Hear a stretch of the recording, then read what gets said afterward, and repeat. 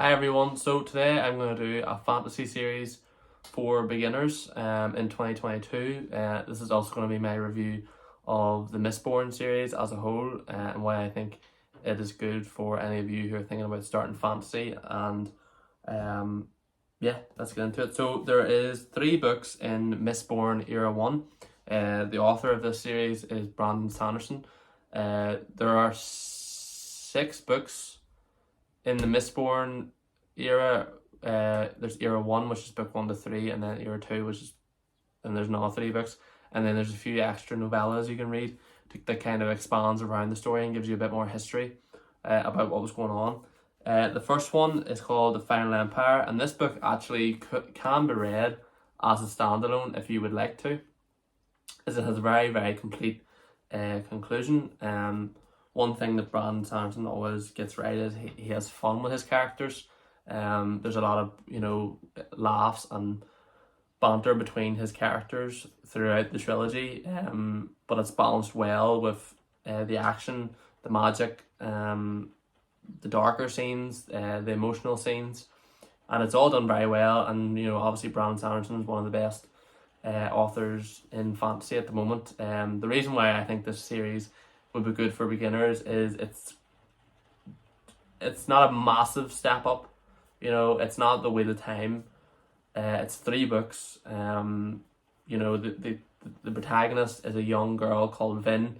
She's about 16 or 17. So if you've been reading YA your entire life, then this wouldn't be the worst step up, as a lot of fantasy series actually can have quite older protagonists, especially Grimdark series. So first pro would be it's quite a young cast overall, as there's a great mix of ages between 17 to 30, and then older than that, I think.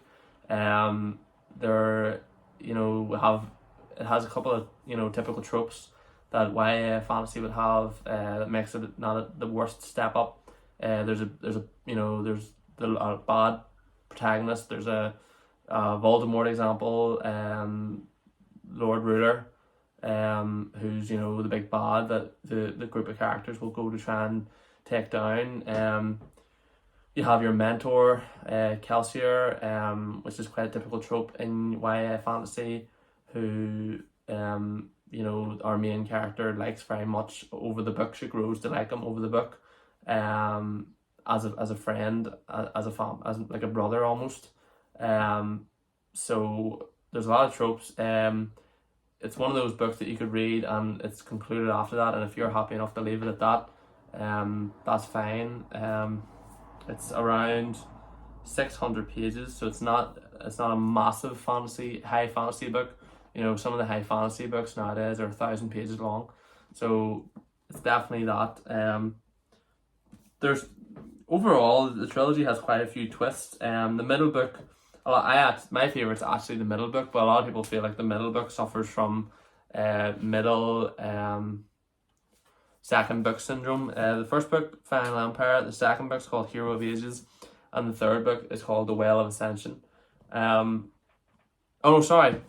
Book 2 is called Well of Ascension, and book 3 is called The Hero of Ages. Sorry for getting that wrong. But yes, this is the only negative about this is over the 3 books, the world, for YA readers specifically, the world does get bigger and bigger, and there are more and more characters introduced. So where a YA cast might be a lot smaller than this, it's just something you have to get used to if you want to make the step up to high fantasy.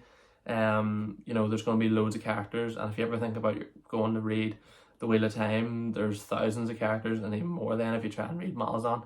So it is a good introduction to that, and it's a very, very satisfying book series, and it's not as dark as some other high fantasy books, but I'm sure some of my subscribers have probably read this series already, and if you haven't, let me know if you're thinking about reading it, and anything you think I might have missed out for why this is a good step up for beginners in fantasy in 2022. And thanks for all the support as always, everyone. I'll see you again soon.